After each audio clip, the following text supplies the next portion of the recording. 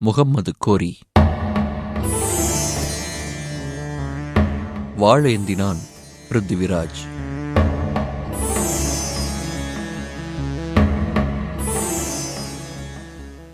டெல்லி.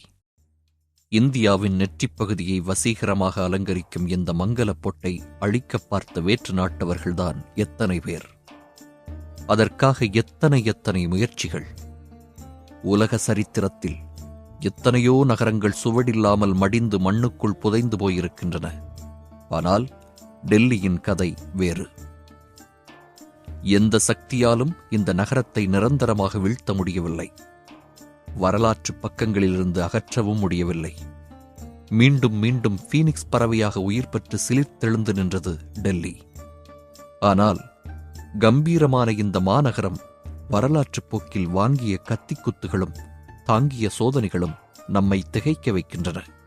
முதலில் பாபர் நிறுவிய முகலாய சாம்ராஜ்யத்திற்குள் நாம் பஸ் ஏறி பயணம் செய்வதற்கு முன் ஒரு ஃபிளாஷ்பேக் ராக்கெட்டில் ஏறி பின்னோக்கி வேகமாக பயணிப்போம். அந்த கால டெல்லியை பற்றி சற்று உணர்ச்சிபூர்வமாக புரிந்து கொள்ள இந்த வேகப் பயணம் உதவும். ஆகாயத்திலிருந்து ஒன்றும் திடுதிப்பென்று குதித்த நகரமல்ல டெல்லி. என்றோ முன்னாளில் டெல்லியும் ஒரு பொட்டல் காடாகத்தான் இருந்திருக்க வேண்டும்.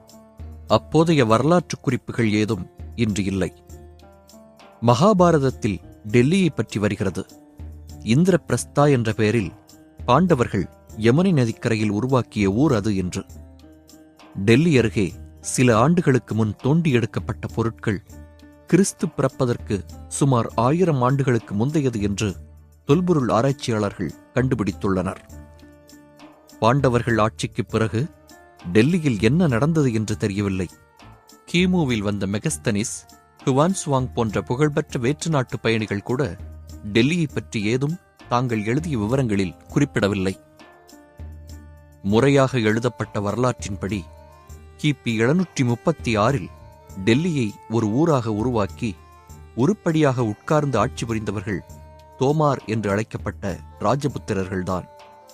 அப்போது அந்த ஊருக்கு வைக்கப்பட்ட பெயர் இந்த ராஜபுத்திர வம்சத்தின் புகழ்பெற்ற மன்னன் ஆனங்பால்.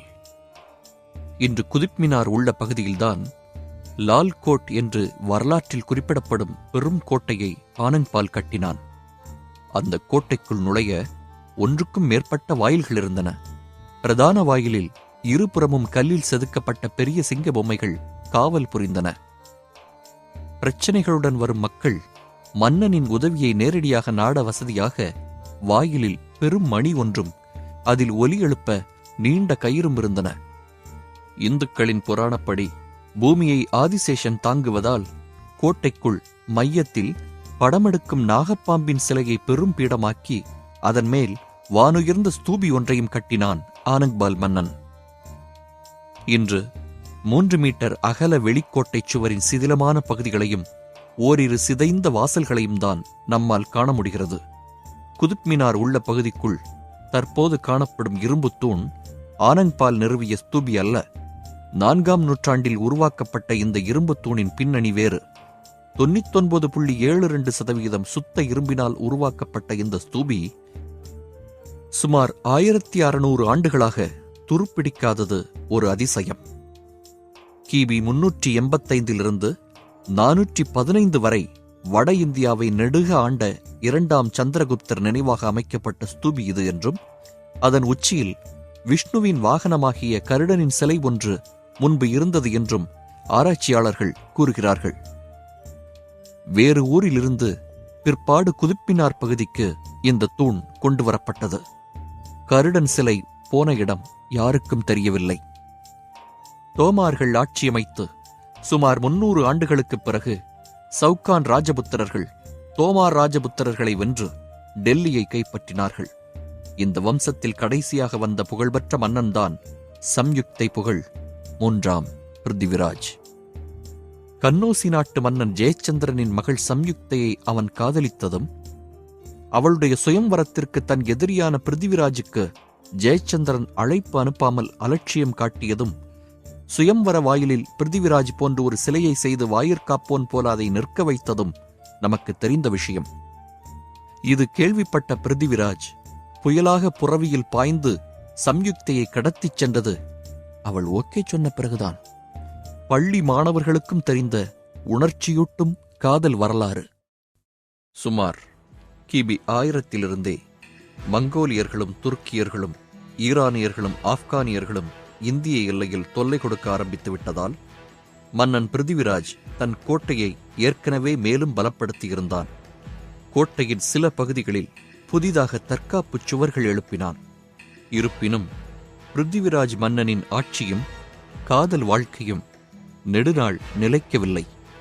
லட்சிய காதலர்கள் வெற்றிகரமாக திருமணம் செய்து கொண்டு விட்டது கண்டு பொறுக்காமலோ என்னவோ விதி வில்லனுக்கு உதவியது.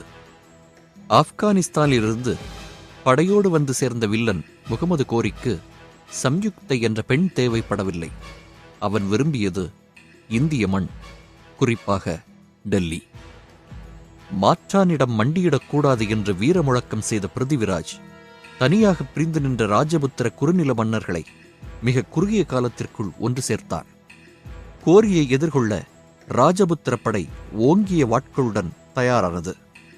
1191 கடைசியில் டெல்லி அருகே நடந்த யுத்தத்தில் ராஜபுத்திரர்களின் படையின் வீரத்திற்கும் ஆவேசத்திற்கு முன் தடுமாறி தோற்று ஓடியது ஆப்கன் படை. இந்த தோல்வியை சற்றும் எதிர்பார்க்காத முகமது கோரி கோபத்தில் கொந்தளித்தான். சில மாதங்களுக்குள் மேலும் ஒரு பெரும் படையுடன் பஞ்சாப் மாநிலத்தை கடந்து டெல்லியை நோக்கி முன்னேறினான். இந்த முறை புதிதாக 10,000 வில்லேந்திய முரட்டுத்தனமான ஆப்கான் குதிரை வீரர்கள் கோரியின் படையில் சேர்த்துக் கொள்ளப்பட்டிருந்தார்கள். மறுபடியும் யுத்தம். வருவதோ பலம் கூட்டப்பட்ட பெரும்படை. பிருத்திவிராஜுக்கு ஒரு முக்கிய இடத்திலிருந்து மட்டும் உதவி கிட்டியிருந்தால் இந்திய வரலாறு மாறியிருக்கும் தான். தன் மகளை இழந்த அவமானத்தால் இன்னமும் மருகிக் கொண்டிருந்தான் கன்னோசி மன்னன் ஜெயச்சந்திரன். செல்வாக்கும் படைபலமும் கொண்ட மாமனாரின் உதவி மருமகனுக்கு கிட்டவில்லை. மருமகனும் உதவி கோரவில்லை. விளைவு வில்லனுக்கு சாதகமாகப் போனது. 1192 நடந்த 2வது யுத்தத்தில் ஆப்கானிய பெரும்படையின் குள்ளநரித்தனமான கெரில்ல தாக்குதலுக்கு முன் நேரடி போர் புரிந்த ராஜபுத்திரர்களின் படை களைத்துப் போனது. கடைசி வரை வாளைச் சுழற்றி எதிரிகளை வீழ்த்திய பிருத்திவிராஜை ஏராளமான எதிரிகள் சூழ்ந்து கொண்டு சிறைப்படுத்தினார்கள். விலங்கிட்டு ஆப்கான் சுல்தானின் முன் நிறுத்தினார்கள். முதல் யுத்தத்தில் நம்மை மண்கவ்வ வைத்த அந்த ஆபத்தான வீரன் இவன்தானா என்ற நினைப்பு பகீரன மனதில் ஊடுருவியதோ என்னவோ. முகமது கோரி ஆணையிட கம்பீரமாக நின்ற அந்த நிராயுதபாணியான ராஜபுத்திர வீரனின் தலை இரக்கமே இல்லாமல் உடனடியாக வெட்டி வீழ்த்தப்பட்டது. ஆம், இரத்தச் சேற்றில் கிடந்த ஆயிரக்கணக்கான ராஜபுத்திர மாவீரர்களின் உயிரற்ற உடல்களை தாண்டித்தான் முகமது கோரியின் படை டெல்லிக்குள் வெற்றி பிரவேசம் செய்ய முடிந்தது. அரண்மனைக்குள் பிரவேசித்த அந்த அந்நிய நாட்டு மன்னன் திகைத்துப் போனான். அங்கே ராணி சம்யுக்தையும் நூற்றுக்கணக்கான ராஜபுத்திர பெண்களும் தீக்குளித்து தங்கள் மறைந்த கணவர்களுடன் ஏற்கனவே வீர சொர்க்கம் புகுந்திருந்தார்கள். கன்னோசி மன்னன் ஜெயச்சந்திரனையும் முகமது கோரி விட்டு வைக்கவில்லை. கன்னோசி தரைமட்டமாக்கப்பட்டது. ஜெயச்சந்திரனும் கொல்லப்பட்டான். என்னதான் மனஸ்தாபம் இருந்திருந்தாலும் மருமகனின் உதவிக்கே போகாத இந்த துரோகி இன்னும் ஆபத்தானவன், தீர்த்துக் கட்டுங்கள் இவனை என்று ஆப்கான் மன்னன் குற்றம் சாட்டிவிட்டு கொன்றானா என்று தெரியவில்லை. சில நிமிடங்கள் நாம் சிந்திக்க வேண்டியிருக்கிறது. இந்திய வீரர்களுக்கு என்ன குறைச்சல்? முன்னேறிய நாகரிகம், மதிநுட்பம் வாய்ந்த அமைச்சர்கள், படைபலம், முறையான போர்த்திட்டம் எல்லாம் இருந்தும் ஏன் அந்நிய படையெடுப்பின் போதெல்லாம் வெற்றிகளை விட தோல்விகளை இந்தியர்கள் தழுவ நேர்ந்தது?